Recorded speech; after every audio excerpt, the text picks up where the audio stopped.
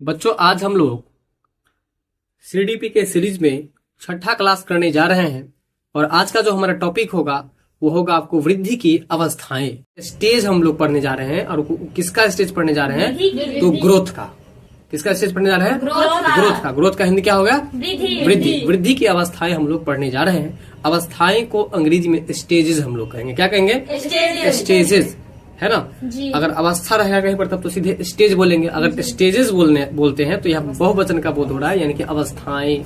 यानी कि हम लोग वृद्धि की केवल एक अवस्थाओं को नहीं पढ़ने जा रहे हैं, हम लोग अलग अलग विभिन्न अवस्थाओं को पढ़ने जा रहे हैं, इसलिए यहाँ पर स्टेजेस लगेगा क्योंकि अवस्थाएं हैं। अवस्थाएं बात समझ में रखने, लड़का लड़के अंतर हुआ कि नहीं हुआ?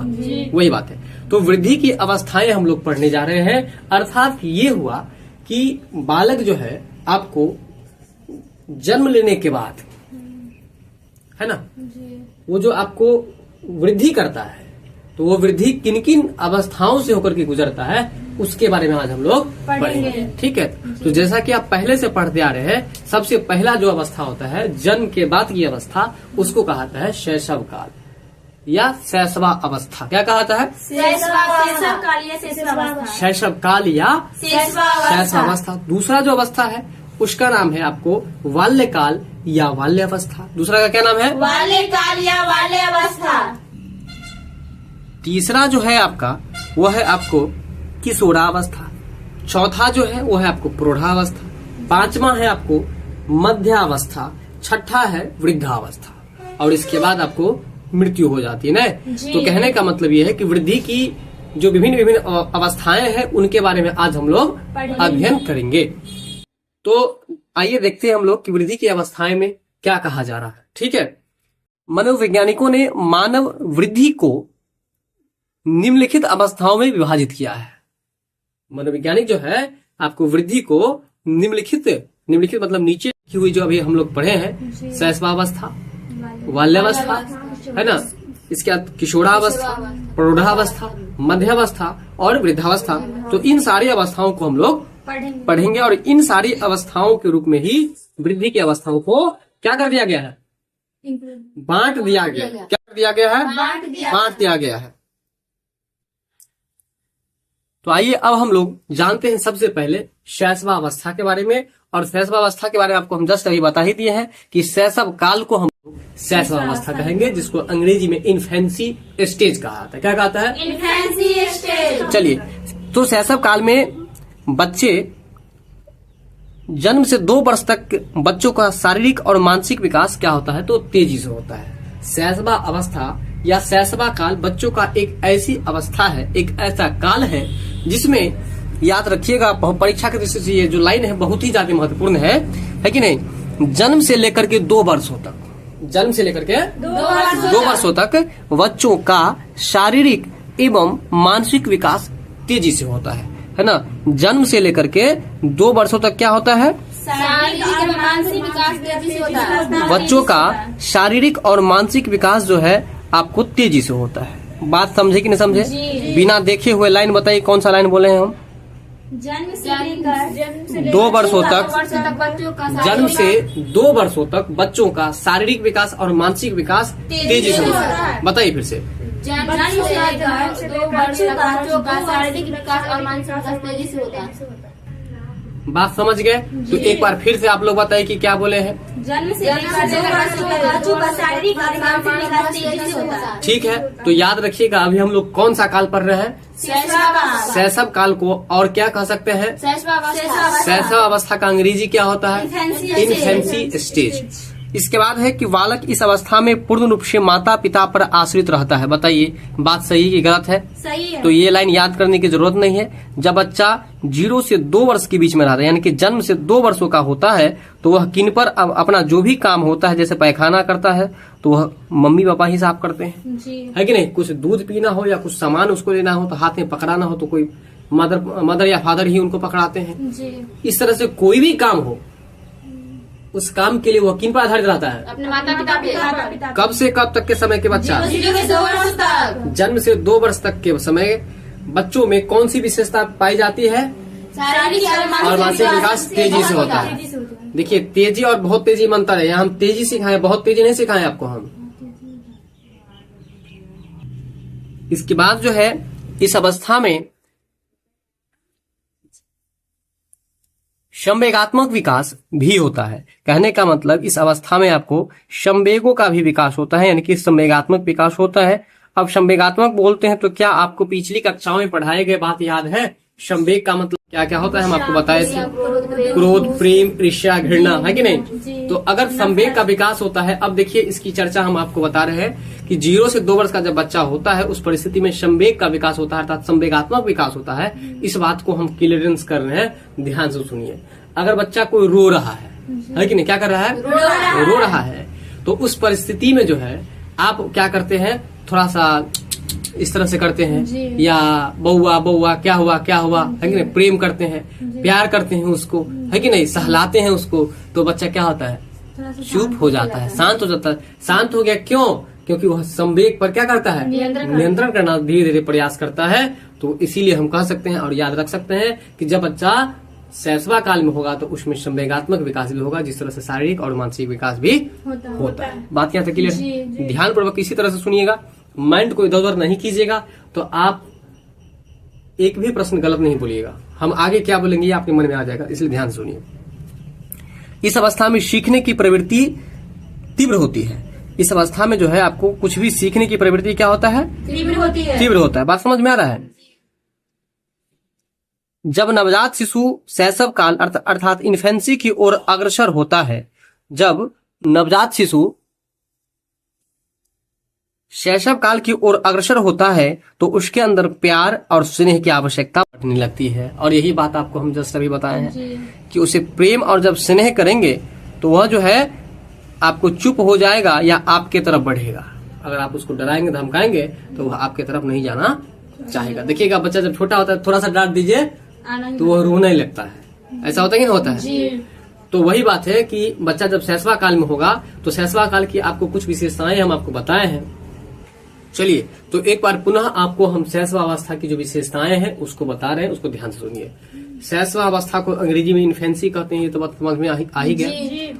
इस अवस्था में बच्चों का, अच्छा ये पहले आप मुझे बता दीजिए कि शैशवा अवस्था का काल जो होता है वो कब से कब तक होता है? 0 से लेकर 2 वर्ष। 0 से लेकर के 2 वर्ष बोल सकते हैं, या जन्म से लेकर के 2 वर्ष आप बोल सकते हैं। पहला बात।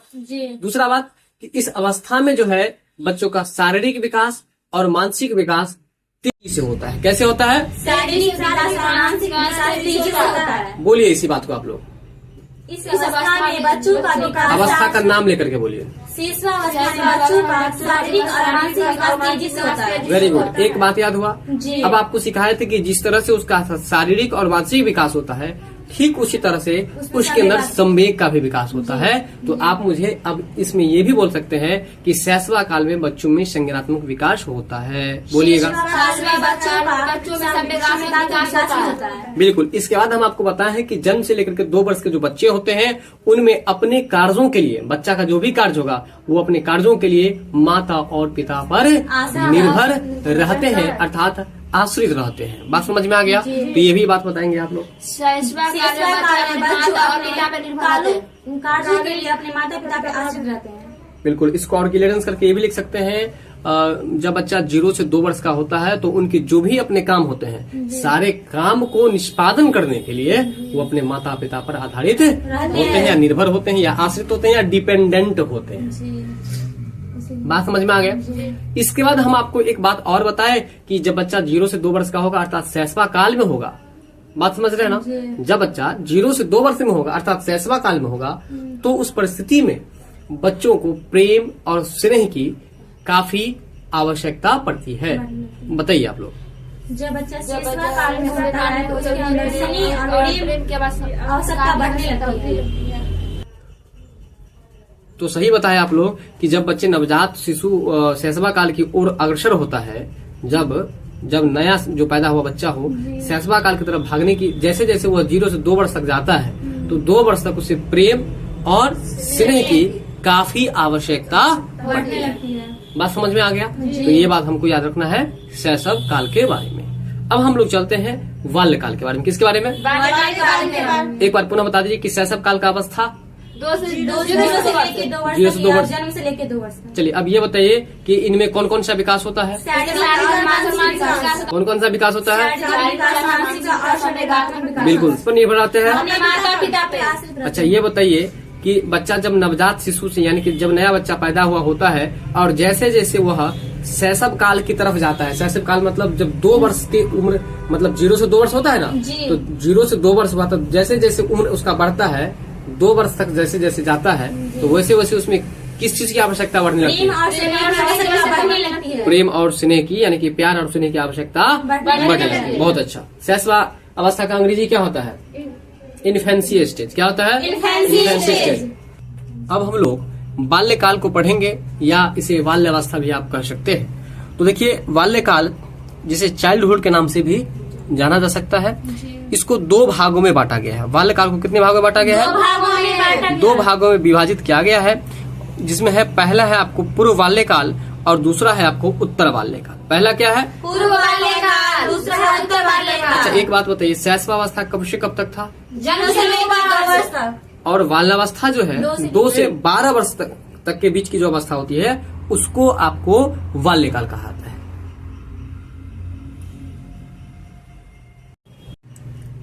देखिए अब हम बताएंगे आपको कि बाल्यकाल जो है आपको कब से कब तक के समय को कहा जाता है। तो याद रखिएगा कि बाल्यकाल जो है सो 2 वर्ष से लेकर के 12 वर्ष तक का जो समय होता है उसको बाल्य अवस्था या बाल्यकाल कहा जाता है।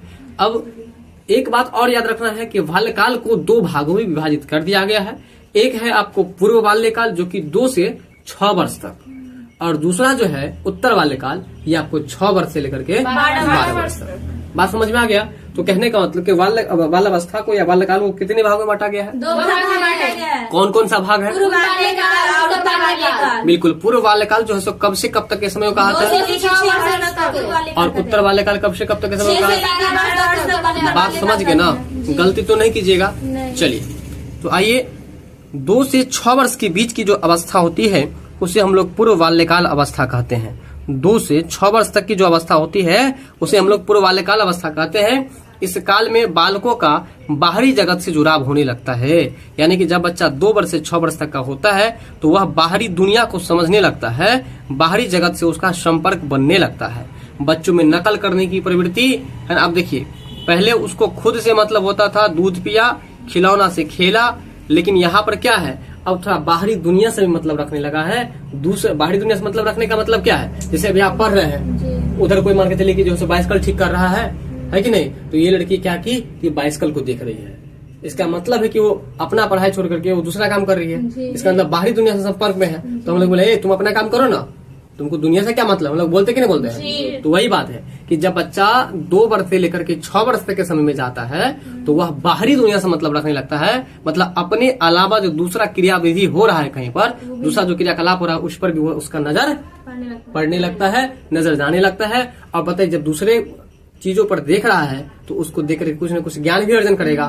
तो वही बात है, अर्थात क्या है कि वो नकल करने लगता है। अर्थात याद रखिएगा कि जब बच्चा 2 से 6 वर्ष की अवस्था में हो, पूर्व बाल काल में हो, तो उनमें नकल करने की प्रवृत्ति, अनुकरण करने की प्रवृत्ति या नकल करने की प्रवृत्ति दोनों बराबर है। दोहराने की प्रवृत्ति में जैसे पापा मम्मी ये सब जो हम लोग बोले ना, तो बोलने आप जो बोलिएगा ना तो वो भी उस चीज को रिपीट करने लगता है, बोलने लगता है। बात समझ में आया? तो अनुकरण करने की प्रवृत्ति और दोहराने की प्रवृत्ति है कि नहीं, तो वो क्या करता है, आपको बोलने लगता है। बात समझ में आ रहा है?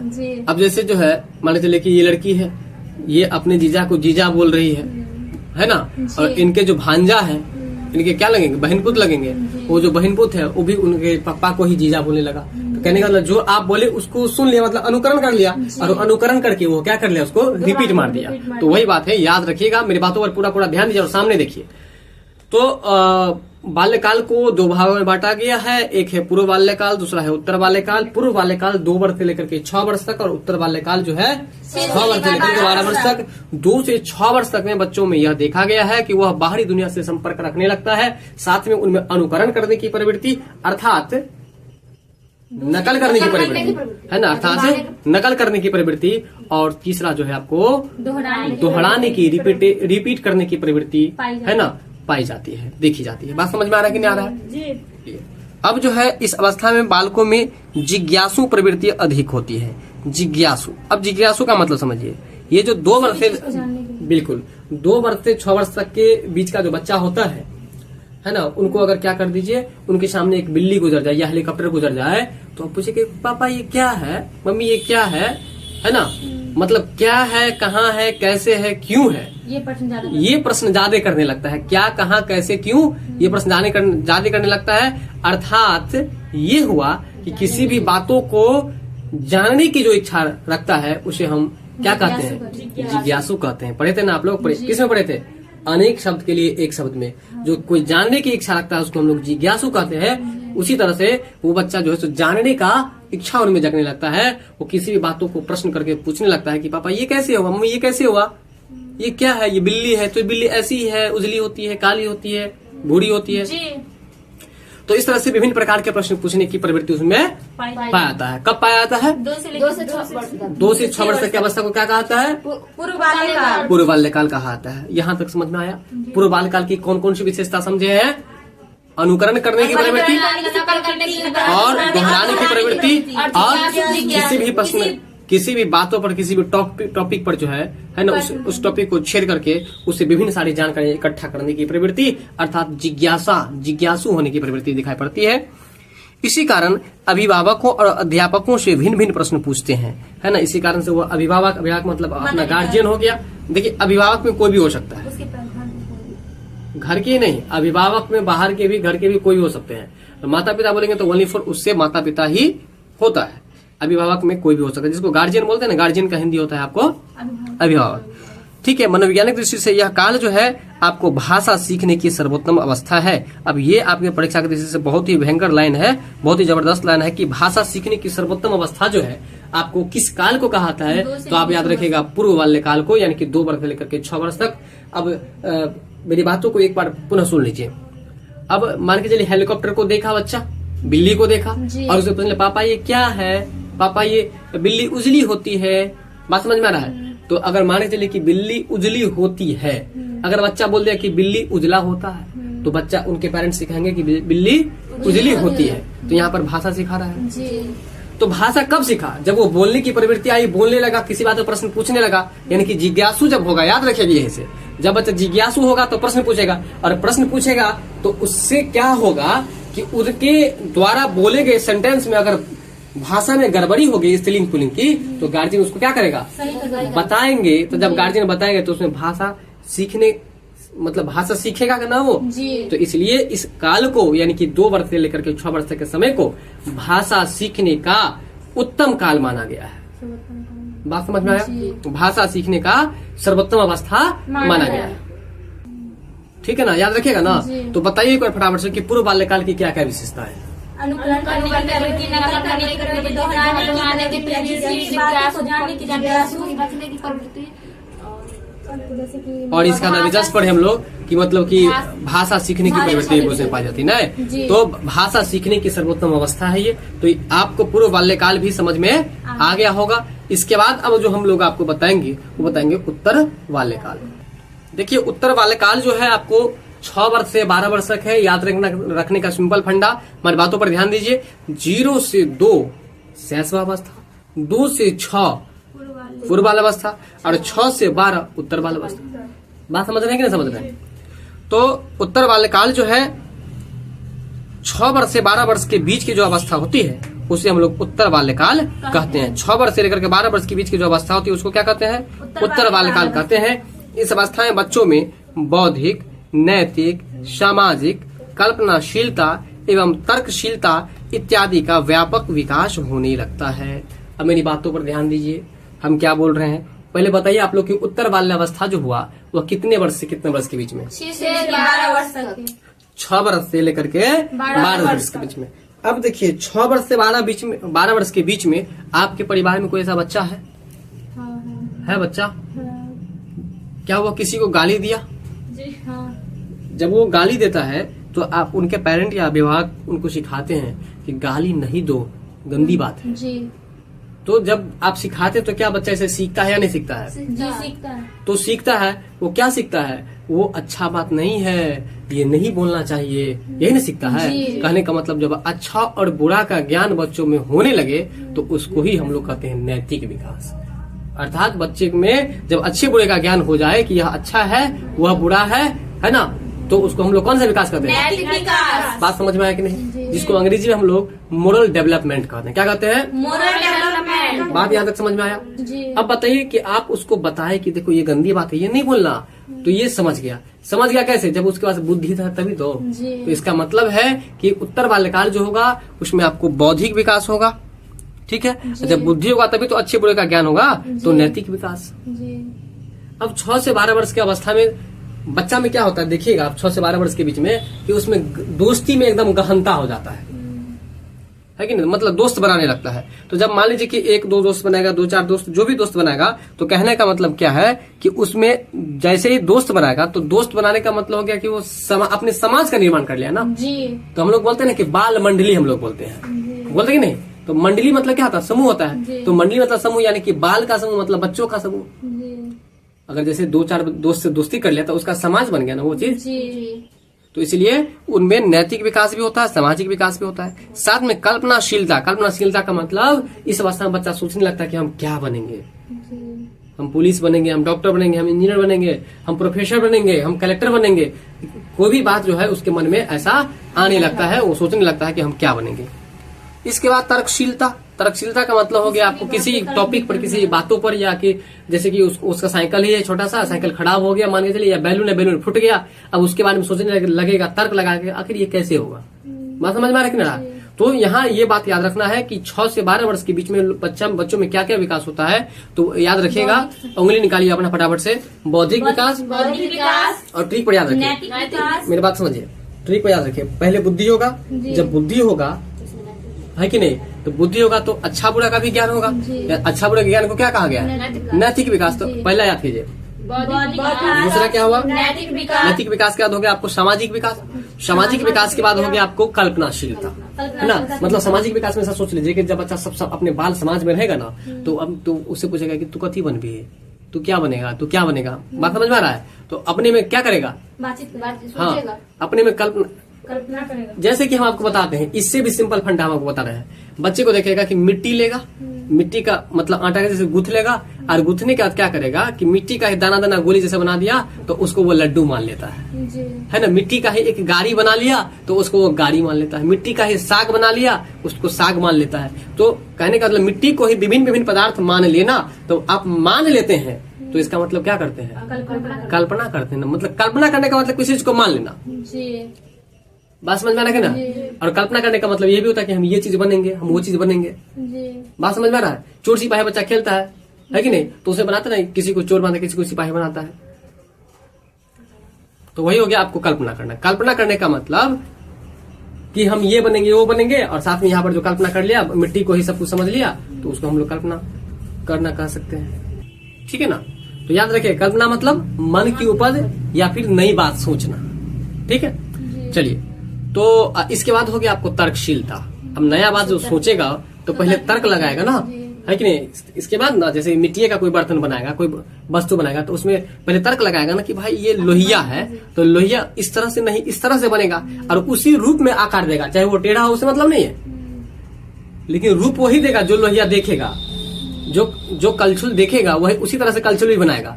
जो गाड़ी देखेगा, जो डीजे देखेगा, डीजे की तरह से देखेगा। बच्चा से मिट्टी का बना तो उसमें छिद्र कर देता है, सिद्ध कर देता, नहीं करता है। तो वही हो गया कल्पना करना। कल्पना करने का मतलब नई बातों को सोचना, या नहीं तो आप याद रखिएगा कि जो है सो अपने मन की उपज। ठीक है। तो बताइए आप लोग कि बच्चा जब 6 से 12 वर्ष के बीच में होता है तो उनमें कौन कौन सा विकास होता है? एकदम सीरियल से और उंगली पर याद कीजिए, ना तो भूल जाइएगा। सामाजिक विकास, फिर से बोलिए। बौद्धिक विकास, नैतिक विकास। कैसे? ट्रिक भी बताइए। बौद्धिक विकास मतलब बुद्धि रहेगा तब अच्छा बुरा का ज्ञान होगा। बिल्कुल सही बात। अच्छा बुरा ज्ञान होता है तो सामाजिक दोस्त बनेगा। बिल्कुल, बहुत अच्छा। सामाजिक विकास, जब समाज मतलब उसका अच्छा बुरा का दोस्त जब बनेगा, तब तो मतलब तब वो अपने में बातचीत करेगा, या बातचीत करे न करे, आप 4-5 को बच्चा को देखेगा कि बैठ जाएगा, है कि नहीं। और बैठ करके जो है जैसे कि मूर्ति कोई बना लिया, कोई कुछ कर लिया, कोई कुछ कर लिया, करता है कि नहीं करता, तो उसका सारा समाज बन जाता है। इसलिए सामाजिक विकास है कि नहीं। इसके बाद सामाजिक विकास कल्पनाशीलता, हाँ, कल्पनाशीलता का विकास, तार्किक, हाँ बिल्कुल, तर्कशीलता का विकास, कल्पनाशीलता और तर्कशीलता। ठीक है, एक बार फिर से बताइए तेजी में। बौद्धिक विकास, तर्कशीलता का विकास, बात समझ गए? चलिए, अगर नहीं याद रहे तो देखिए, बुद्धि रहेगा तो तर्क लगाएगा, तो आप यहाँ से भी याद रख सकते हैं। बौद्धिक विकास है कि नहीं, नैतिक विकास, सामाजिक विकास, कल्पनाशीलता का विकास और तर्कशीलता का विकास। क्या बोले? 5 सेकंड में बोलिए। तर्कशीलता का विकास, बात समझ में आ गया? कौन सा काल पढ़ रहे हैं हम लोग, जल्दी बताइए। उत्तर बाल्यकाल। उत्तर बाल्यकाल की अवस्था कब से कब तक की होती है? और पूर्व बाल्यकाल की 2 से लेकर 6 वर्ष। बहुत अच्छा। तो अब हम लोग आगे क्या पॉइंट है परीक्षा से के व्यू से, उसको भी जरा हम लोग देखेंगे। देखिए, पढ़ने में रुचि आने लगती है बच्चे को जब वो आपको उत्तर 6 से 12 वर्ष का होता है, तो पढ़ने में उसको रुचि आने लगती है, और उसका जो स्मरण क्षमता है, स्मरण क्षमता का मतलब याद करने की क्षमता है ना, स्मरण क्षमता मतलब याद करने की क्षमता का भी विकास होता है। यानी कि जब वह 6 से 12 वर्ष के बीच में होता है तो उनको उनके अंदर याद करने की भी प्रवृत्ति क्या होती है, आ जाती है। बात समझ में आ रहा है? बच्चों में समूह भावना का विकास, अभी जस्ट चर्चा की है ना कि वो समाज बना लेता है। 4 को 5 को बच्चा मिल लिया, वो समाज बना लेता है। देखिएगा कहीं भी जो अपने घर में सरस्वती पूजा मनाने लगता है, दुर्गा पूजा मनाने लगता है, वो फोटो कहीं से रख दिया, एकदम सब मिलकर के एकदम जो है डिब्बा सबको पीटने उठने लगता है कि नहीं? बात समझ में आ रहा कि ना? तो ये बात है। तो कहने का मतलब कि बच्चों में समूह भावना का विकास जो है आपको हो जाता है किसमें, तो 6 से 12 वर्ष के बीच में। इसके बाद है कि समूह में ही खेलना। देख लीजिए, समूह में खेलना, समूह में रहना, मतलब वो जब भी आपको रहेगा तो वो समूह में रहना ज्यादा पसंद करता है। समलैंगिक व्यक्ति को मित्र बनाना। समलैंगिक समझिएगा, समलैंगिक, सम का मतलब बराबर, लैंगिक मतलब लिंग, यानी कि अगर जो लड़की स्त्री होगी तो स्त्रीलिंग, तो वो स्त्री के साथ अपना जो संबंध बनाने का प्रयास करता है, दोस्त बनाने का प्रयास करता है। और जो लड़का होगा तो वह अपने समान लिंग, मतलब अगर वो पुल्लिंग है तो वो भी पुल्लिंग यानी कि लड़का को ही अपना दोस्त बनाने का प्रयास करेगा। बात यहाँ तक समझ में आएगी, नहीं समझ में आएगी? तो याद रखिए, अब यहाँ से एक प्रश्न बन सकता है, 6 से 12 वर्ष में समलैंगिक, समलैंगिक का मतलब समान लिंग वाला, मतलब अगर हम लड़का है तो लड़का को ही दोस्त बनाएगा। वहीं अगर किशोरावस्था की बात करें तो किशोरावस्था में लड़का और लड़की के प्रति क्या होता है, अट्रैक्शन होता है, आकर्षण होता है। मतलब लड़का लड़की की तरफ भागता है और लड़की लड़का की तरफ भागता है। बात को यहाँ से पकड़े कि नहीं, और याद रखना है। बाल्यकाल में लड़का लड़का से दोस्ती करता है और लड़की लड़की से दोस्ती करती है। लेकिन किशोरावस्था की बात करें तो उसमें है ना अंतरलिंग के साथ आकर्षण होता है। बात समझ में आता आ गया? और उसको मित्र भी बनाना चाहता है। तो आइए एक बार पुनः इस पॉइंट को हम पढ़ें। पढ़ने में रुचि आती है ना? तुम्हारा जो भाई हो कितने वर्ष का है? ठीक है, अब वैसे भी देख लीजिए, एक बार बताते हैं, बच्चों का एडमिशन कितने वर्ष में होता है? 6 वर्ष में। 5 वर्ष के बाद या 5 वर्ष में लोग करवा देते हैं। तो 5 वर्ष के बाद 6 वर्ष में होता है कि नहीं? तो इसलिए 6 वर्ष में ही क्यों कराया था? सरकार का ऐसा आदेश क्यों है? क्योंकि 6 से 12 वर्ष के बीच में ही बच्चों में पढ़ने की रुचि जगती है। बात को पकड़े कि नहीं पकड़े? तो सारा फंडा जो ये सिस्टम बनाया गया है वही सारा कुछ देख करके मनोवैज्ञानिक ये सब पहले रिसर्च किया है, इसीलिए उसको 5 वर्ष के बाद 6ठा वर्ष में उसका नाम लिखाया जाता है। ठीक है, तो 6 से 12 वर्ष के बीच में पढ़ने में रुचि आती है ना? और कोई भी काम करेगा तो वह ग्रुप बना करके, समूह बना करके, समूह में खेलना, समूह में दौड़ना, समूह में खाना, वो थोड़ा ज्यादा अच्छा लगता है उसको। बात यहाँ तक समझ में आया? अच्छा, दोस्त किसके साथ बनाएगा? वो लड़का होगा तो यानी कि समलैंगिक, लड़की होगी तो यानी कि समलैंगिक। तो वही बात है कि समलैंगिक व्यक्ति को ही मित्र बनाना इत्यादि। आगे के जीवन में अनुशासन और नियमों की महत्ता समझ में आने लगती है। कहने का मतलब बच्चा जो 6 से 12 वर्ष के जब बीच में होता है तो अनुशासन और नियम का क्या महत्व है, इस बात को भी समझने लगता है कि हमको अनुशासन में रहना चाहिए। अगर सर हमको मार दिए 2 डंडा तो अगले दिन हमको टाइम से आना चाहिए, है कि नहीं? होमवर्क करके आना चाहिए। मतलब वो समझ जाता है कि इसका मतलब हमको तो नहीं करेंगे ना अगर तुमको पिटाई लगेगा। तो इसका मतलब किसका महत्व समझा? अनुशासन का महत्व समझ कि अगर हम अनुशासन नहीं रहेंगे तो सर हमको मारेंगे, है ना? जो भी नियम बताएगा नियम का फॉलो करेगा। बात समझ में आ रहा है कि ना?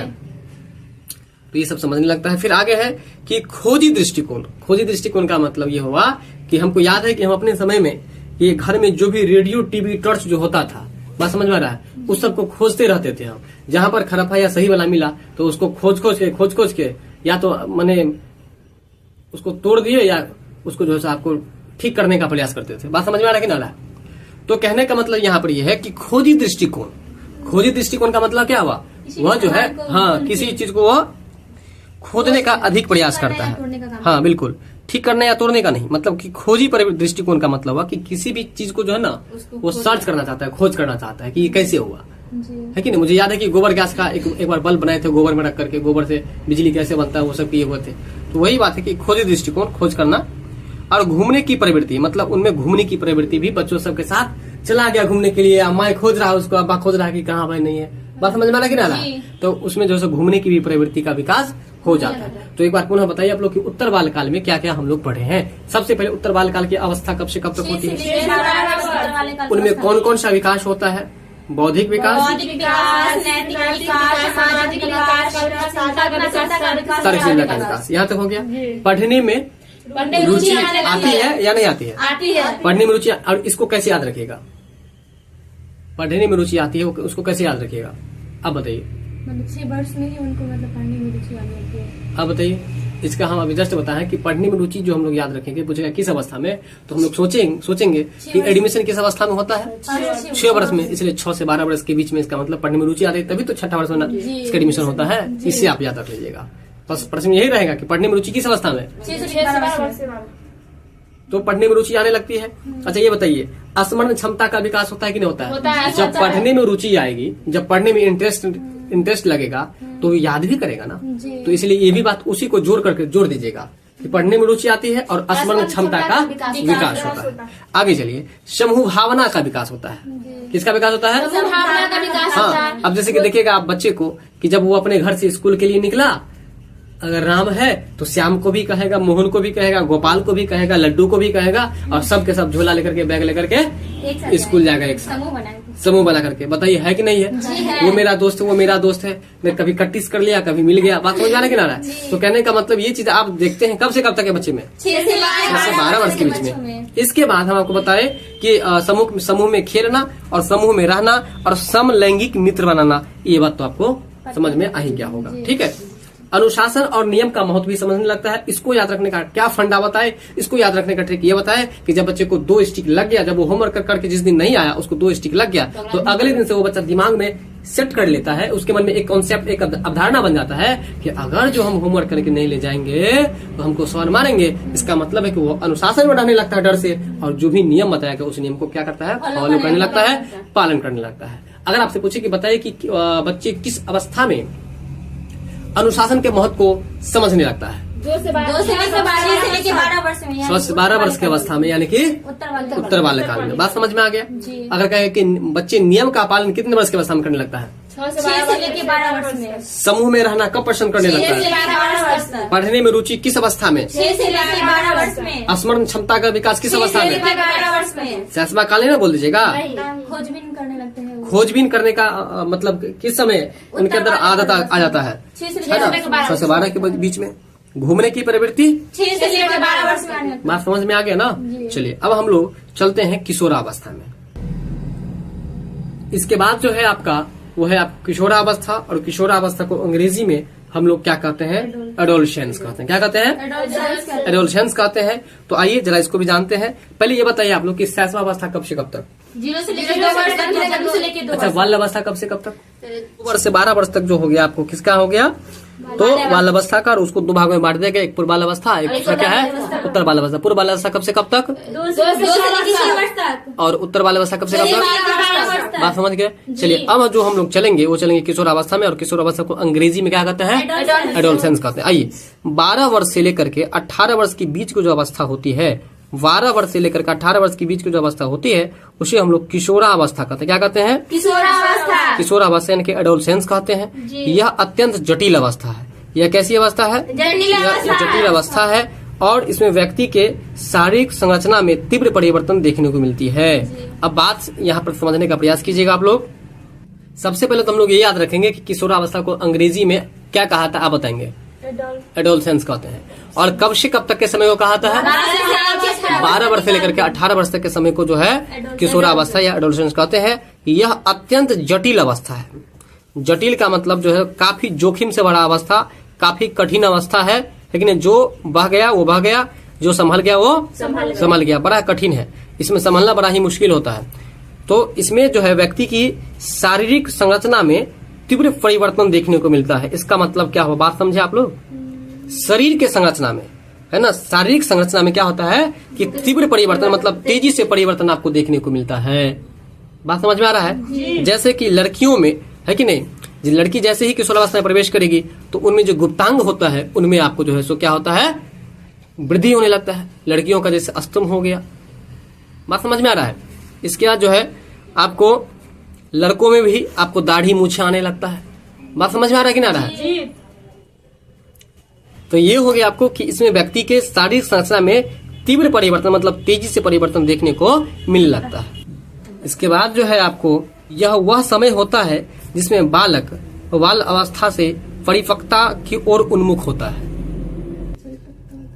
ठीक है, मतलब यह एक ऐसा समय है जिसमें बालक जो है आपको बाल अवस्था से परिपक्वता की ओर उन्मुख होता है। अब समझिएगा जरा, इस बात को भी जरा याद रखना है। परिपक्वता की ओर, इसका मतलब वह किशोरावस्था में आने के बाद वह आपको परिपक्वता की ओर उन्मुख हो जाता है। उन्मुख का मतलब ध्यान से सुन लीजिए। जैसे कि आप रास्ते में कहीं से आ रहे थे, किसी दुकान में देखे कि बड़ा अच्छा अच्छा जिलेबी लाल लाल एकदम बना हुआ है, इसका मतलब है कि आपका मन किधर चला गया, जिलेबी की तरफ। तो इसका मतलब आप जिलेबी की तरफ उन्मुख हो गए। बात समझ में ना, किसके तरफ उन्मुख हो गए, जिलेबी की तरफ। हाँ, तो मतलब वो जो है परिपक्वता की ओर जो है ना वो जाने लगता है, मतलब शुरुआती हो जाता है परिपक्वता की ओर जाने का, लेकिन पूरा पूरा परिपक्व जो है किशोरावस्था में नहीं होता है। बात को समझे कि नहीं समझे अभी भी। पूरा पूरा परिपक्व नहीं होता, केवल उन्मुख होता है, वो जाने का प्रयास करने लगता है। शुरुआत होता है परिपक्वता होने का, लेकिन पूरा पूरा परिपक्व उस अवस्था में नहीं होता है। बात समझ गए। तो ध्यान दीजिए, यह वह समय होता है जिसमें बालक जो है बाल अवस्था से परिपक्वता की ओर उन्मुख होता है। इस अवस्था में किशोरों की लंबाई और भार दोनों में वृद्धि हो जाती है। इस अवस्था में आपको किशोर जो होती है, किशोरों में दोनों मतलब लड़का और लड़की दोनों आ गया, तो उसमें लंबाई और भार में क्या होती है, तो वृद्धि होती है। यानी कि बालक जब किशोर होते हैं लंबाई में भी वृद्धि होती है और भार में भी यानी कि वजन में भी वृद्धि हो जाती है, साथ ही मांसपेशियों में भी वृद्धि होती है। यानी कि आपको ये तीनों बात याद रखना है कि किशोर की लंबाई जो बढ़ती है यह आपको किशोरावस्था में बढ़ती है, और लंबाई केवल किशोरावस्था में ही नहीं बढ़ती है, यह आपको इससे पहले की अवस्था में बढ़ती है, लेकिन खास तौर पर अगर देखा जाए तो किशोरावस्था में तेजी से एक बार जो है सो बढ़ने लगता है। बात समझ में आया कि नहीं आया। और वजन भी खूब हो जाता है, बढ़ जाता है, मोटापा बढ़ जाता है और मांसपेशियों में वृद्धि हो जाती है। अगला जो है 12 से 14 वर्ष की आयु के बीच लड़कों की अपेक्षा लड़कियों की लंबाई और मांसपेशियों में तेजी से वृद्धि होती है ना। अब इस पॉइंट को तो और विशेष रूप से याद रखिएगा कि 12 वर्ष से 14 वर्ष की आयु के बीच, कितने वर्ष से, जल्दी बोलिएगा, 12 से 14 वर्ष की आयु के बीच लड़कों की अपेक्षा, किसकी अपेक्षा, लड़कों की अपेक्षा लड़कियों की लंबाई तेजी से वृद्धि होती है 12 से 14 वर्ष में। वहीं अगर हम बात करें 14 से 18 वर्ष की आयु के बीच लड़कियों की अपेक्षा लड़कों की लंबाई मांसपेशियां तेजी से बढ़ने लगती है। ये जो हम बैक के क्लास में चर्चा किए थे कि पहले जो आपको वया अवस्था में यानी कि युवा अवस्था जो प्रारंभ होता है, जवानी जिसको बोलते हैं, वो पहले किस में होता है, लड़कियों में। लड़की जो है आपको 12 वर्ष से 14 वर्ष के बीच में, है ना, उसका हाइट और उसकी मांसपेशियां तेजी से बढ़ने लगती है 12 वर्ष से 14 वर्ष के बीच में। वही इसको यह भी कह सकते हैं कि 12 से 14 वर्ष के बीच में वो जवान होने लगती है। वही अगर लड़का की बात करें तो लड़का 14 से 18 के बीच में। तो बताइए कि लड़की कब जवान हो जाती है और लड़का कब जवान हो जाता है, 14 से 18 वर्ष के बीच में, है ना। अब इसमें कैसे याद रखेगा कि 12 वर्ष से 14 वर्ष के बीच में लड़कियों की मांसपेशियां है ना क्या होता है, तेजी से बढ़ने लगता है, और उसका जो वजन है और उसकी जो लंबाई है वो भी तेजी से बढ़ने लगती है। वहीं 14 से 18 वर्ष के बीच में लड़कों का मांसपेशियां में उसका वजन हो गया, उसकी लंबाई होगी, ये आपको यह 14 से 18 वर्ष के बीच में क्या होता है, तेजी से बढ़ने लगता है। तो बताइए वया अवस्था में पहले कौन आता है, लड़की। कितने वर्ष में लड़की जवान होती है और लड़का कितने वर्ष में जवान होता है, 14 से 18 वर्ष में। याद रखिएगा ना। तो बताइए 12 से 14 वर्ष के बीच में लड़कियों में क्या क्या परिवर्तन देखी जाती है, उसकी लंबाई, लंबाई के बाद मोटाई या वजन कह सकते हैं, और उसका मांसपेशियां जो होता है उसमें भी क्या होती है, वृद्धि होती है। और लड़का में 14 से 18 वर्ष में क्या होता है,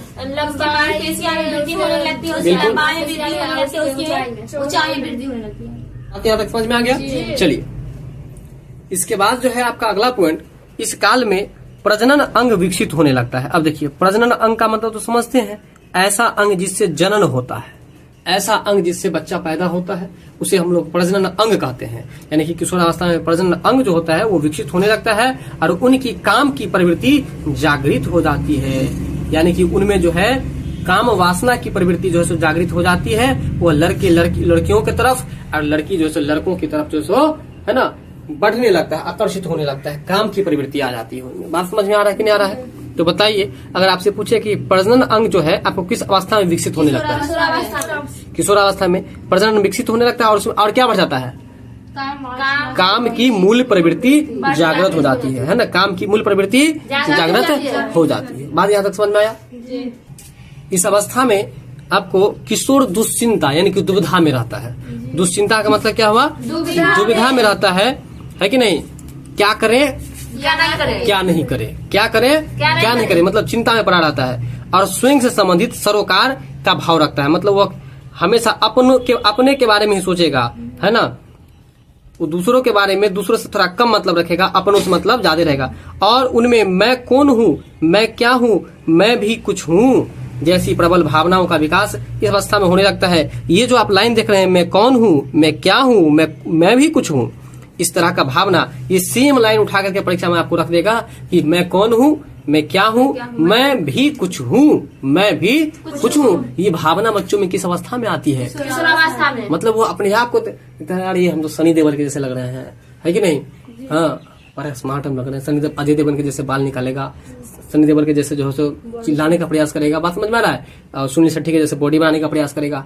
मतलब ये कहने का मतलब ये ना, वो खास तौर पर भगवान को कम और हीरो हीरोइनी से ज्यादा तुलना करेगा कि हम इसके जैसे बन जाते हैं। बात समझ में आ रहा है? अपने से मतलब रखेगा, दूसरे से उसको ज्यादा मतलब नहीं है। दुविधा, दुश्चिंता और स्वयं से संबंधित जो है आपको सरोकार रखने वाला अवस्था कौन सा है, मैं कौन हूँ, मैं क्या हूँ, मैं भी कुछ हूँ, ऐसी भावना कब आती है, किशोरावस्था में, है ना। तो इस तरह की प्रबल भावना, प्रबल का मतलब बहुत ज्यादा ऐसी भावना का विकास होता है।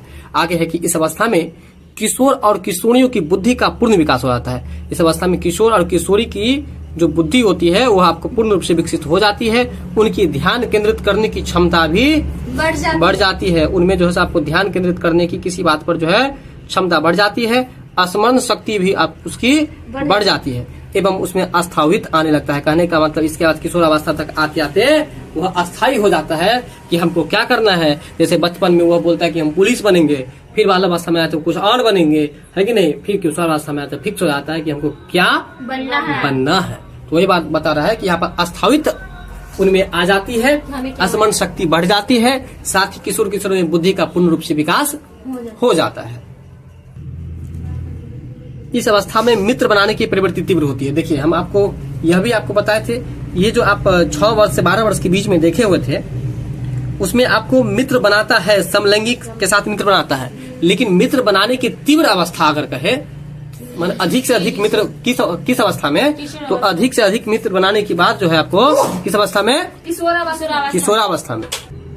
बताइए कि मित्रता बनाने में जो है आपको प्रबलता कब देखने को मिलती है। मित्रता बनाने में प्रबलता का मतलब क्या हुआ, प्रबल मतलब बहुत ज्यादा मित्रता करने का प्रयास करता है वो। किस अवस्था में, किशोरावस्था में। किस अवस्था में, किशोरावस्था में प्रयास करता है। तो याद रखना है कि आपको किशोर किशोरों की बुद्धि पूर्ण हो जाती है, ध्यान केंद्रित भी आपको किशोरावस्था में। अब बता देखिए, जब अपने ही बारे में सोचेगा बच्चा, ध्यान से सुनिए मेरी बातों को, जब अपने ही बारे में बच्चा सोचेगा तो ध्यान केंद्रित करेगा ना कि हमको क्या बनना है। और उनमें अभी आप ये भी पढ़ ली कि उनमें अस्थायित्व भी आ जाता है। अस्थायित्व का मतलब उसको क्या बनना नहीं बनना उसको फिक्स भी कर देता है। वो उसको जो भी बनना है, जो भी काम करना है वो क्या करता है, फिक्स कर देता है। फिक्स का अंग्रेजी होता है, हिंदी होता है अस्थायित्व। वो अस्थायी रूप से परमानेंटली वो समझ जाता है कि हमको यही करना है। अब बात समझ में आ रहा है कि नहीं आ रहा है। तो मित्रता की आपको गहनता, ठीक है। और इसके बाद जो है मित्रता की गहनता तो समझ गए। इसके बाद आपको स्मरण शक्ति और बढ़ जाता है, पहले की अपेक्षा बुद्धि पूर्ण रूप से विकसित हो जाता है। इसके बाद जो है आपको स्थगित भी आ जाती है और ध्यान केंद्रित की अवस्था भी इसी को माना जाता है। आगे है कि इस अवस्था में मित्र बनाने की प्रवृत्ति जो होती है वो आपको तीव्र होती है एवं सामाजिक संबंधों में वृद्धि होती है। जब मित्र बनाएगा तेजी से तो समाज में संबंध भी तो तेजी से बढ़ेगा, तो मित्र बनाने की प्रवृत्ति भी तेजी से होती है और समाज में संबंध भी आपको तेजी से बढ़ जाती है। इस अवस्था में नशा और अपराध की ओर उन्मुख होने की अधिक संभावना रहती है। बताइए, इस अवस्था में बच्चा सब शिखर खाने लगता है कि नहीं खाने लगता है? सिगरेट पीता है कि नहीं पीता है ना? तो नशा और अपराध का मतलब गलती, किसी पर भी हाथ छोड़ देना, किसी को कुछ कहा देना, इस अवस्था में कुछ ज्यादा होता है। किसी के साथ मुंह लगा लेना, तो किस अवस्था में आपको जो है ऐसा करता है? बताइए। किशोरावस्था में। किशोरावस्था मतलब किशोरावस्था में केस फौजदारी कब होगा? बताइए। जब वो नशा करेगा, जब वो अपराध करेगा, है ना। आई कांटेक्ट बनाए रहिए आप लोग, है ना। आई कांटेक्ट बनाए रहे तब समझ में आएगा। इसको याद रखने का ट्रिक क्या बताया कि किशोर में केस लगा हुआ है, किशोर केस से किशोर बना ना, तो केस फौजदारी किस अवस्था में? किशोरावस्था में। कैसे याद रखेंगे? क्योंकि किशोरावस्था में ही नशा करेगा और अपराध करेगा। और किशोर में लगा है शोर, मतलब शोरगुल करेगा, उसी अवस्था में दारू पीगे ना। तो इसलिए किशोरावस्था में आपको जो है नशा करने की प्रवृत्ति, अपराध करने की प्रवृत्ति की ओर ज्यादा संभावना रहती है। आगे चलिए। इसके बाद है कि किशोरावस्था के शारीरिक बदलावों का प्रभाव किशोर जीवन के सामाजिक और मनोवैज्ञानिक पहलुओं पर पड़ता है। यानी कि किशोरावस्था में जो शारीरिक बदलाव होता है, वो शारीरिक बदलाव का प्रभाव जो है आपको सामाजिक और मनोवैज्ञानिक पहलुओं पर पड़ता है। ठीक है। इस अवस्था में उन्हें शिक्षकों, मित्रों, अभिभावकों के सही मार्गदर्शन और सलाह की आवश्यकता पड़ती है ना। इस अवस्था में जो है अगर बच्चा गलती कर लिया तो उसको मार पीट करके नहीं समझाया जाता है, उसको अच्छे से समझाइए तब जाकर के वो समझेगा। अगर आप उसको 1 घंटा मारिएगा तो वह और ज्यादा करेगा। इसलिए यहाँ पर याद रखिएगा कि किशोरावस्था में जब आ जाए बच्चा तो उसके बाद जो है शिक्षकों की जरूरत होती है, मित्रों के द्वारा उसको समझाया जाता है, अभिभावकों के द्वारा समझाया जाता है और समझा करके उसको जो है सही लाइन पर लाया जाता है। चलिए, अब आपको जो है पूरी किशोरावस्था के बारे में पुनः एक बार हम डिटेल्स देते हैं, ध्यान पूर्वक सुनिए। तो सबसे पहले बताया आप लोग कि किशोरावस्था का अंग्रेजी क्या होता है? कितने वर्ष से कितने वर्ष तक का अवस्था होता है? 12 से लेकर 18 वर्ष तक को किशोरावस्था का 12 से लेकर के जो 18 वर्ष के बीच की जो अवस्था होती है उसको हम लोग किशोरावस्था कहते हैं। किशोरावस्था को अत्यंत जटिल अवस्था माना गया। याद रखिएगा कि किस अवस्था को अत्यंत जटिल का मतलब बहुत ही कठिन, जटिल मतलब कठिन होता है, बहुत ही कठिन अवस्था, मतलब बह गया तो बह गया, संभल गया तो संभल गया, ये इसलिए इसको कठिन माना गया है। जटिल कठिन, याद रखिएगा। जटिल मतलब कठिन, जटिल का उल्टा सरल, सरल का उल्टा जटिल। बात समझ गए? सरल मतलब आसान होता है, सिंपल होता है। चलिए अब बताइए कि इसमें शारीरिक संरचना में क्या मतलब आपको दिखाई पड़ता है? शारीरिक संरचना में आपको शारीरिक संरचना में तीव्र परिवर्तन देखने को मिलता है। एक बार जो है या तो देखिएगा कि हाइट खूब बढ़ गया या मोटी हो गई, स्तनों में वृद्धि हो गया। इसके बाद जो है आपको अगर आपसे पूछे कि परिपक्वता की तरफ कब भागने लगता बच्चा?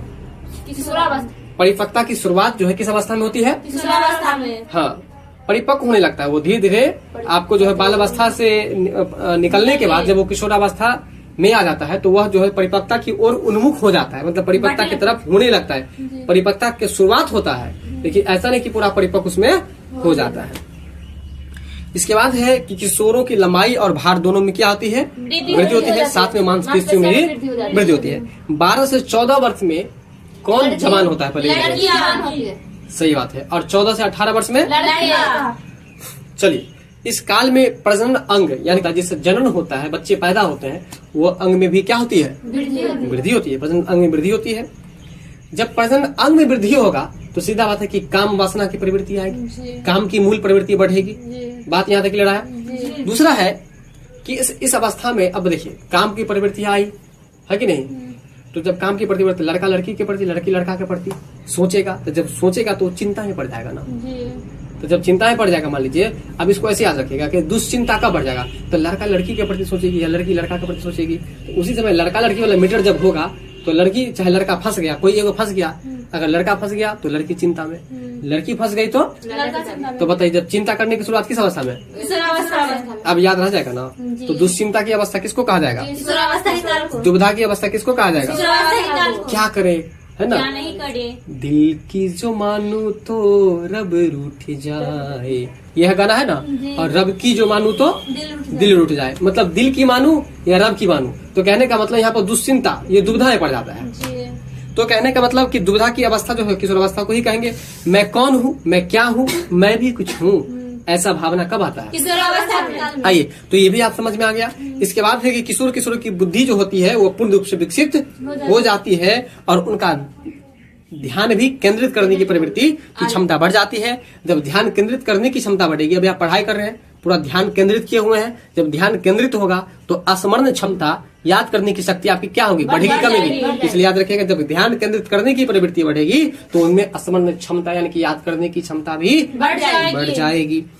आगे है कि इस अवस्था में मित्र बनाने की प्रवृत्ति तीव्र होती है। जब किशोर अवस्था में आप लोग थे 10वीं क्लास में, याद कीजिए, जब 10वीं क्लास में आप थे तो आप सब दोस्त मिल करके कहीं जाते थे पूजा पाठ करने के लिए, या स्कूल जाते थे, कॉलेज जाते थे, था कि नहीं था? तो वही बात है कि किशोरावस्था में क्या होता है कि आपको जो बाल अवस्था से के प्रति देखा जाए तो किशोरावस्था में बहुत ही ज्यादा मित्रता करने की संभावना बढ़ जाती है। क्लियर यहाँ तक? इसके बाद है कि आप बताइए कि किस अवस्था में नशा और अपराध करने की प्रवृत्ति बढ़ जाती है। ये तो आप भूल भी नहीं कीजिएगा कि किशोर में लगा है शोर, शोर होगा नशा पी करके, दारू पी करके, है ना, अपराध करेगा। इसके बाद है कि इस अवस्था में किसकी जरूरत होती है संभलने के लिए? माता पिता, अभिभावक की और शिक्षकों की, वही बात, ठीक है। तो इसके बाद जो हम लोग पढ़ेंगे वो अवस्था का नाम है आपको प्रौढ़ावस्था। तो आइए अब हम जानते हैं प्रौढ़ावस्था को भी। 18 वर्ष तक आप पढ़े थे कि एक बार पुनः हम शैशवावस्था से चर्चा करते हैं। शैशवावस्था कब से कब तक? 0 से लेकर 2 वर्ष तक। गलत मत कीजिएगा। चलिए आप बताइए कि बालावस्था कब से कब तक? 2 से लेकर के 12 वर्ष तक। 2 से लेकर के 12 वर्ष है ना। और किशोरावस्था 12 से लेकर 18 वर्ष तक। अब अगला जो अवस्था होगा 18 से शुरू होगा कि नहीं होगा? तो अगला अवस्था का नाम क्या है? प्रौढ़ावस्था। और वो प्रौढ़ावस्था कब से कब तक? 18 से 40 वर्ष तक। कब से कब तक? 18 वर्ष से लेकर के 40 वर्ष। तो 18 वर्ष से 40 वर्ष तक की जो अवस्था होती है उसको हम लोग प्रौढ़ावस्था कहते हैं। बताइए फिर से फटाफट से बताइए, प्रौढ़ावस्था किसे कहते हैं? 18 वर्ष से लेकर के 40 वर्ष तक के अवस्था को हम लोग प्रौढ़ावस्था कहते हैं। और प्रौढ़ावस्था को हम लोग एडल्टहुड कहते हैं। क्या कहते हैं? क्या कहते हैं? एडल्टहुड कहते हैं। चलिए, सामान्यतः किशोरावस्था और प्रौढ़ावस्था की कोई निश्चित आयु नहीं होती है।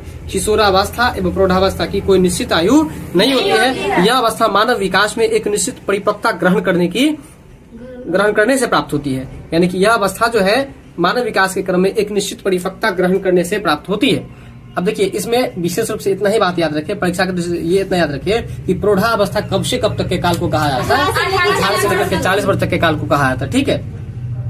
फिर आगे बता रहा है कि किशोरावस्था प्रौढ़ावस्था की कोई निश्चित आयु नहीं होती है, फिर भी करा कि यह अवस्था मानव विकास के एक निश्चित परिपक्वता ग्रहण करने से प्राप्त होता है। यानी कि किशोरावस्था और प्रौढ़ावस्था जो है आपको परिपक्वता ग्रहण करने के बाद आपको जो है ना प्राप्त होता है। ठीक है। इस लाइन को छोड़ दीजिए, ये आपको लाइन परीक्षा में नहीं पूछा जाएगा, बस ये याद रखना है कि कब से कब तक के समय को प्रौढ़ावस्था कहा जाता है। तो ये भी आपको याद हो ही गया है।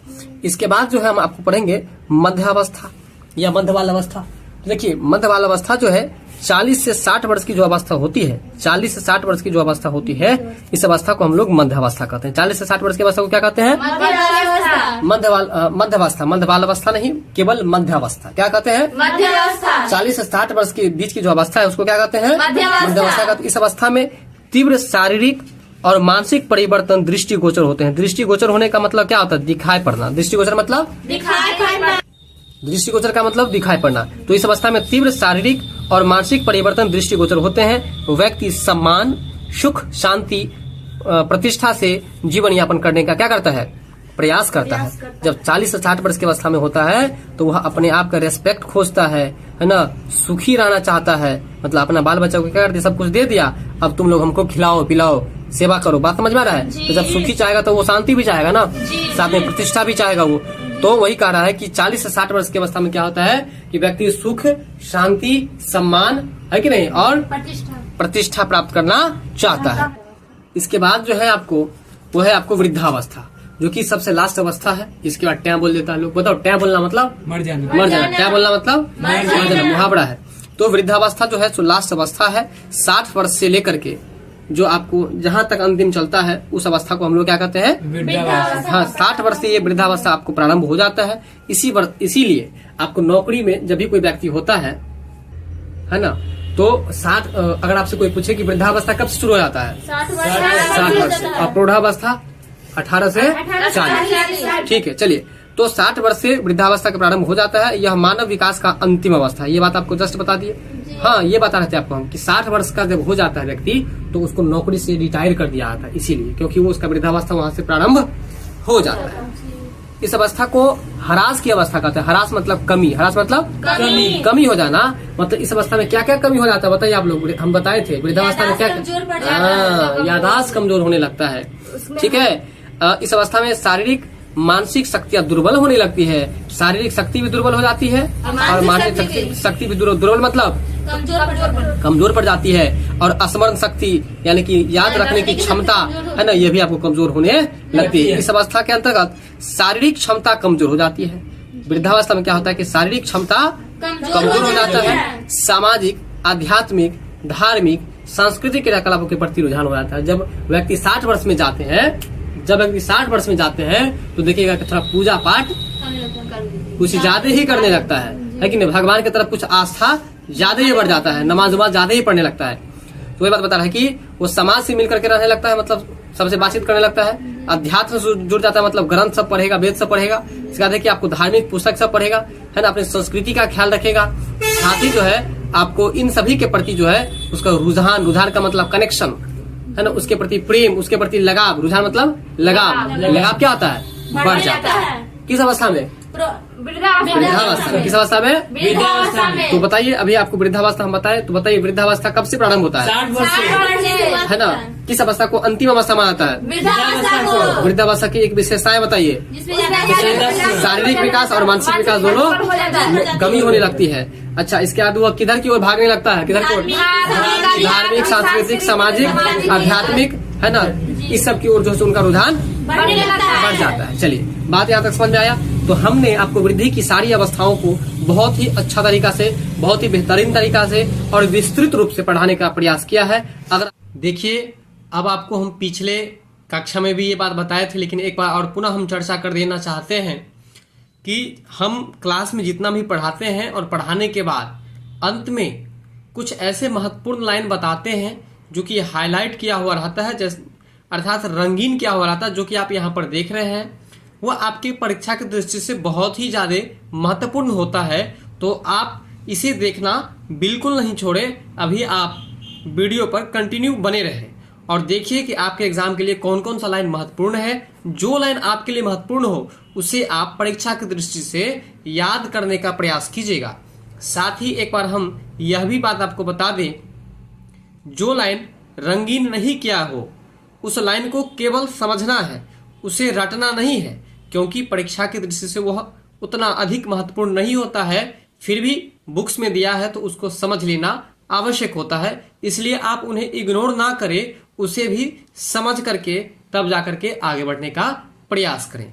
आइए, वृद्धि की अवस्थाएं। मनोवैज्ञानिकों ने मानव वृद्धि को निम्नलिखित अवस्थाओं में विभाजित किया है, जो निम्न प्रकार से है। हमने सारे टॉपिक को बारी बारी से बहुत ही विस्तृत तरीका से पढ़ा दिया है। अब आपको बस ये बताऊंगा कैसे याद करेंगे और किन किन लाइन को याद करेंगे।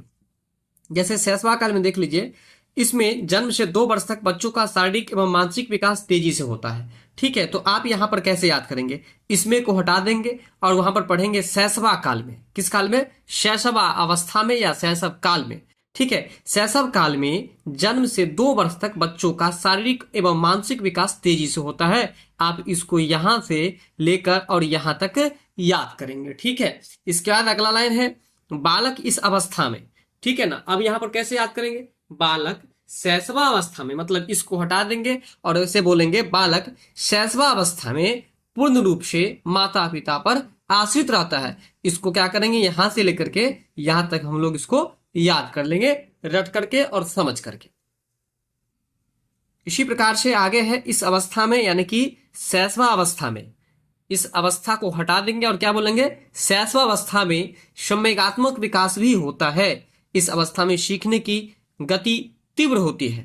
ठीक है, तो इसको कैसे याद करेंगे समझ में आ गया होगा। शैशवावस्था में संवेगात्मक विकास होता है। पहले आप यहां से लेकर के और यहां तक याद कर लीजिएगा एक बार, फिर आप यहां से याद कीजिएगा। शैशवावस्था में सीखने की गति तीव्र होती है। ठीक है, यहां से लेकर के फिर आप यहां तक याद करेंगे। शैशवावस्था में सीखने की गति क्या होती है? तीव्र होती है। आगे है, जब नवजात शिशु शैशवा काल यानी कि इन्फेंसी की ओर अग्रसर होता है तो उसके अंदर प्यार और स्नेह की आवश्यकता बढ़ने लगती है। आप यहां से लेकर यहां तक याद करेंगे। इसके बाद आप देख रहे हैं बाल्यकाल है, और इससे भी जो जुड़ा हुआ लाइन है इसको भी देख लीजिए।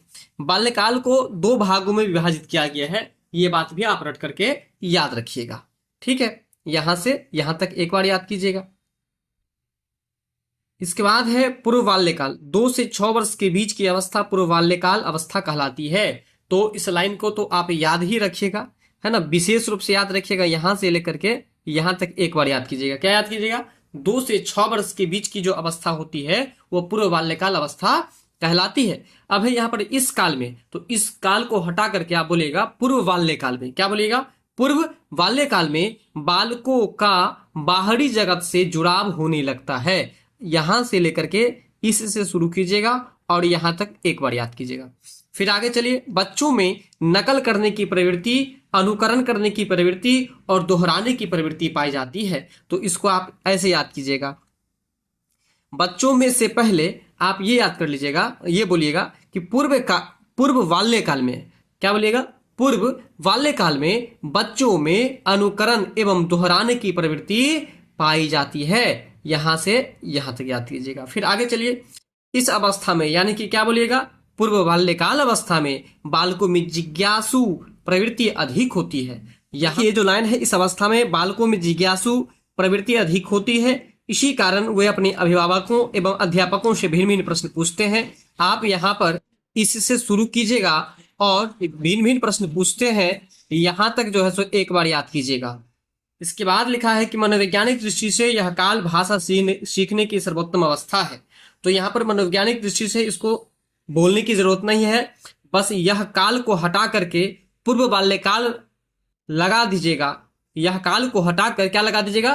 पूर्व बाल्यकाल भाषा सीखने की सर्वोत्तम अवस्था है। आपके परीक्षा के लिए अत्यंत महत्वपूर्ण है कि भाषा सीखने का सर्वोत्तम अवस्था किसको कहा जाता है? तो पूर्व बाल्य अवस्था को या पूर्व बाल्यकाल को कहा जाता है। ठीक है, इसको याद रखिएगा। फिर आगे है 6 से 12 वर्ष के बीच की अवस्था उत्तर बाल्यकाल कहलाती है। आप यहां से लेकर के यहां तक पहले एक बार याद कीजिएगा। 6 से 12 वर्ष के बीच की जो अवस्था होती है उसको हम लोग कौन सी अवस्था कहेंगे? उत्तर बाल्यकाल या उत्तर बाल्यावस्था कहेंगे। इस अवस्था में, तो इस अवस्था को हटा करके क्या बोलेंगे? उत्तर बाल्यकाल अवस्था में बच्चों में बौद्धिक, नैतिक, सामाजिक, कल्पनाशीलता एवं तर्कशीलता इत्यादि का व्यापक विकास होता है। यहां से लेकर के इसके बाद यहां तक आप एक बार याद कीजिएगा। फिर आगे है कि पढ़ने की रुचि में वृद्धि के साथ साथ स्मरण क्षमता का भी विकास होता है ना। तो यहां पर पढ़ने की रुचि में, इससे पहले आप लगाइएगा कि उत्तर बाल्यकाल में या उत्तर बाल्यावस्था में पढ़ने की रुचि में वृद्धि के साथ साथ स्मरण क्षमता का भी विकास होता है। अर्थात उत्तर बाल्यकाल में बच्चों में पढ़ने की रुचि जगती है, इसके साथ में याद करने की शक्ति यानी कि स्मरण क्षमता का भी क्या हो जाता है? विकास हो जाता है। आप यहां से लेकर के यहां तक याद कीजिएगा। फिर आगे है बच्चों में समूह भावना का विकास होता है ना। अर्थात समूह में खेलना, समूह में रहना, समलैंगिक व्यक्ति को ही मित्र बनाना इत्यादि। यानी कि उत्तर बाल्यकाल में जो है बच्चों में समूह भावना का विकास होता है। ऐसे करके लगाइएगा, उत्तर बाल्यकाल में बच्चों में समूह भावना का विकास होता है, ऐसे समझ के याद करना है। फिर उत्तर बाल्यकाल में आपको समूह में खेलना, समूह में रहना, समलैंगिक व्यक्ति को ही मित्र बनाना इत्यादि, ये सब आपको देखे गए हैं किसमें? उत्तर बाल्यकाल में। तो इस तरह से आप समझ करके, और जो वर्ड जैसे हम बोल रहे हैं लगा करके याद करने के लिए, तब जाकर के वो आपके समझ में बहुत दिनों तक बनी रहेगी। रटने से काम नहीं चलेगा, रटते रटते है ना आप बेहोश हो जाएंगे, फिर भी कोई फायदा नहीं होगा। समझ करके पढ़ना है जैसे हम बताए हैं और रटना है। जीवन में अनुशासन और नियमों की महत्ता समझने में आने लगती है। यानी कि इसको कैसे बोलिएगा? उत्तर बाल्यकाल में या उत्तर बाल्यकाल की अवस्था में जीवन में अनुशासन का क्या महत्व है ना, नियम का क्या महत्व है, इस बात की जानकारी जो है उनको होने लगती है। किस अवस्था में? उत्तर बाल्यकाल में। तो इसको कैसे पढ़ेंगे? उत्तर बाल्यकाल में बच्चों में अनुशासन और नियम की महत्व यानी कि महता है, महता मतलब महत्व होता है, नियम का महत्व समझ में आने लगता है, ऐसे याद करेंगे। फिर आगे है खोजी दृष्टिकोण एवं घूमने की प्रवृत्ति का विकास, यानी कि उत्तर बालकाल में खोजी दृष्टिकोण और घूमने की प्रवृत्ति का भी विकास हो जाता है। तो इसको आप कैसे याद करेंगे? उत्तर बालकाल में बालकों में खोजी दृष्टिकोण यानी किसी चीज पर खोज करना, किसी चीज के बारे में पता लगाना, किसी चीज को खोजना, किसी चीजों पर तर्क वितर्क करना, है ना, उसको कहता है खोजी दृष्टिकोण, है ना। वह जो है खोज से संबंधित कार्य करने लगता है, साथ में उनमें घूमने की प्रवृत्ति भी देखने को मिलती है। तो याद रखिएगा कि खोजी दृष्टिकोण और घूमने की प्रवृत्ति का विकास जो होता है वो किस अवस्था में? उत्तर बालकाल में या उत्तर बालावस्था में। तो हम लोग ऐसे इसको याद करेंगे कि उत्तर बालावस्था में खोजी दृष्टिकोण एवं घूमने की प्रवृत्ति का विकास हो जाता है। कैसे याद करेंगे? उत्तर बालकाल में खोजी दृष्टिकोण एवं घूमने की प्रवृत्ति का विकास हो जाता है। एक बार किशोरावस्था 12 से 18 वर्ष के बीच की अवस्था किशोरावस्था कहलाती है। इसको यहां से लेकर के आप पहले यहां तक याद कर लीजिएगा। फिर लिखा है यह को हटा करके लगाइएगा किशोरावस्था। किशोरावस्था अत्यंत जटिल अवस्था है, इसमें व्यक्ति के शारीरिक संरचना में तीव्र परिवर्तन देखने को मिलता है। आप यह को हटा करके यहां पर लगा देंगे किशोरावस्था और तब ऐसे पढ़ेंगे किशोरावस्था अत्यंत जटिल अवस्था है एवं इसमें व्यक्ति के शारीरिक संरचना में तीव्र परिवर्तन देखने को मिलता है। यहां से लेकर और यहां तक इसको एक बार याद कीजिएगा। आइए आगे है, यह वह समय है, यानी कि किशोरावस्था लगा दीजिएगा, यह को हटाकर किशोरावस्था लगेगा। किशोरावस्था वह समय होता है जिसमें बालक बालावस्था से परिपक्वता की ओर उन्मुख होता है ना। कैसे याद कीजिएगा? किशोरावस्था वह समय होता है जिसमें बालक बालावस्था से परिपक्वता की ओर उन्मुख होता है। ये सब हूबहू लाइन परीक्षा में रख देगा आपको, तो याद रखना है। कैसे बताते हैं याद करने के लिए, ठीक उसी तरह से याद करने का प्रयास भी कीजिएगा। आगे है इस अवस्था को हटा देंगे, लगाएंगे यहां पर किशोरावस्था में। किशोरावस्था में किशोरों की लंबाई एवं भार दोनों में वृद्धि होती है, साथ ही मांसपेशियों में भी वृद्धि होती है। तो यहां पर बस इतना चेंज करना है, किशोरावस्था लगा देना है। किशोरावस्था में किशोरों की लंबाई एवं भार दोनों में वृद्धि होती है, साथ ही मांसपेशियों में भी वृद्धि होती है। यहां से लेकर और यहां तक पूरा याद कर लीजिएगा। फिर आगे है 12 से 14 वर्ष की आयु के बीच लड़कों की अपेक्षा लड़कियों की लंबाई एवं मांसपेशियों में तेजी से वृद्धि होती है। यहां से लेकर आप यहां तक एक बार याद कीजिएगा। फिर 14 से 18 वर्ष की आयु के बीच लड़कियों की अपेक्षा लड़कों की लंबाई एवं मांसपेशियां तेजी से बढ़ती है। यहां से लेकर यहां तक एक बार याद कीजिएगा। आगे है इस काल में, यानी कि किस काल में? तो किशोरावस्था के काल में, है ना। जब बालक किशोर हो जाते हैं उस काल में प्रजनन अंग विकसित होने लगते हैं, यानी कि किशोरावस्था में प्रवेश करते ही बालक में प्रजनन अंग विकसित होने लगते हैं, उनके काम की मूल प्रवृत्ति जागृत होती है। तो इसको कैसे याद रखेंगे? किशोरावस्था के काल में प्रजनन अंग विकसित होने लगते हैं। क्या हटाए? इस काल में हटा दिए और इसको ऐसे बोलेंगे किशोरावस्था के काल में प्रजनन अंग विकसित होने लगते हैं और उनकी काम की मूल प्रवृत्ति जागृत होती है। ऐसे करके याद करेंगे आप लोग। फिर आगे है इस अवस्था में किशोर दुश्चिंता एवं स्वयं से संबंधित सरोकार अर्थात मतलब का भाव रखते हैं। मैं कौन हूं, मैं क्या हूं, मैं भी कुछ हूं जैसी प्रबल भावनाओं का विकास इस अवस्था में होने लगता है। आप इसको कैसे याद रखेंगे? इस अवस्था में हटा देंगे और आप बोलेंगे किशोरावस्था में किशोर दुश्चिंता एवं स्वयं से संबंधित सरोकार का भाव रखते हैं। आप यहां से लेकर और यहां तक एक बार याद कीजिएगा। फिर यहां से याद कीजिएगा, मैं कौन हूं, मैं क्या हूं, मैं भी कुछ हूं जैसी प्रबल भावनाओं का विकास इस अवस्था में होने लगता है। यहां भी इस अवस्था को हटा देंगे और किशोरावस्था लगा देंगे। तो ऐसे पढ़ेंगे, मैं कौन हूं, मैं क्या हूं, मैं भी कुछ हूं जैसी प्रबल भावनाओं का विकास किशोरावस्था में होने लगता है। आप ऐसे करके इसको याद करेंगे।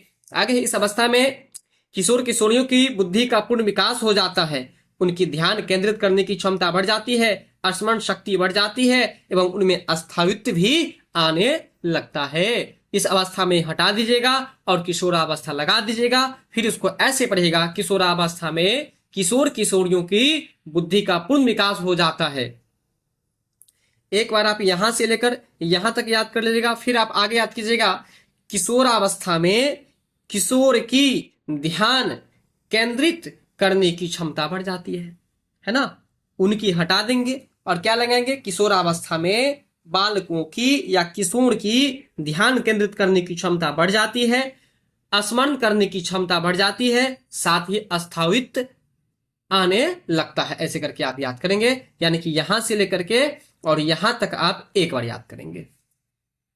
फिर आगे है इस अवस्था में हटा दीजिएगा, किशोरावस्था में लगाइएगा। किशोरावस्था में मित्र बनाने की प्रवृत्ति तीव्र होती है एवं सामाजिक संबंधों में वृद्धि होती है। यहां से लेकर के यहां तक याद कर दीजिएगा। फिर आगे बोलिएगा किशोरावस्था में, इस अवस्था में इसको हटा देना है। किशोरावस्था में नशा या अपराध की ओर उन्मुख होने की अधिक संभावना रहती है। ठीक है ना, कैसे याद कीजिएगा? किशोरावस्था में नशा या अपराध की ओर उन्मुख होने की अधिक संभावना रहती है, यहां तक याद कीजिएगा। फिर आगे है किशोरावस्था के शारीरिक बदलावों का प्रभाव किशोर जीवन के सामाजिक और मनोवैज्ञानिक पहलुओं पर पड़ता है। यानी कि किशोरावस्था के यहां से देखिए, यहां से शुरू कीजिएगा और यहां तक याद कीजिएगा। फिर आगे है अतः इस अवस्था में उन्हें शिक्षकों, मित्रों एवं अभिभावकों के सही मार्गदर्शन एवं सलाह की आवश्यकता पड़ती है। तो यहां पर आप ऐसे पढ़ेंगे, इस अवस्था में इसको हटा देंगे और बोलेंगे किशोरावस्था में किशोर को शिक्षकों, मित्रों एवं अभिभावकों के सही मार्गदर्शन एवं सलाह की आवश्यकता पड़ती है। ऐसे करके आप याद करेंगे। आइए अब हम प्रौढ़ावस्था में चलते हैं। 18 से 40 वर्ष तक की अवस्था को प्रौढ़ावस्था कहते हैं, यानी कि यहां से लेकर के यहां तक आप याद कर लेंगे। फिर आगे है सामान्यतः किशोरावस्था और प्रौढ़ावस्था की कोई निश्चित आयु नहीं होती है ना। यह अवस्था मानव विकास के एक निश्चित परिपक्वता ग्रहण करने की अवस्था होती है। यानी कि अब परीक्षा में देखिए, यहां पर ये लाइन कलर किया हुआ नहीं है, तो ये लाइन जो कलर किया हुआ नहीं है तो इस पर ज्यादा फोकस नहीं करना है। एक बार पढ़ करके समझ करके आप लोग को आगे भाग जाना है। इसके बाद फिर क्या करना है, ये याद करना है। प्रौढ़ावस्था में मानव विकास में एक निश्चित परिपक्वता ग्रहण करने से प्राप्त होती है। तो इसको ऐसे याद करेंगे, प्रौढ़ावस्था में मानव विकास में एक निश्चित परिपक्वता ग्रहण करने से प्राप्त होती है। तो इसको आप कैसे याद करेंगे? यह अवस्था को हटा देंगे और बोलेंगे प्रौढ़ावस्था मानव विकास में एक निश्चित परिपक्वता ग्रहण करने से प्राप्त होती है। यानी कि ये जो प्रौढ़ावस्था है वह आपको परिपक्वता आने के बाद ही आती है।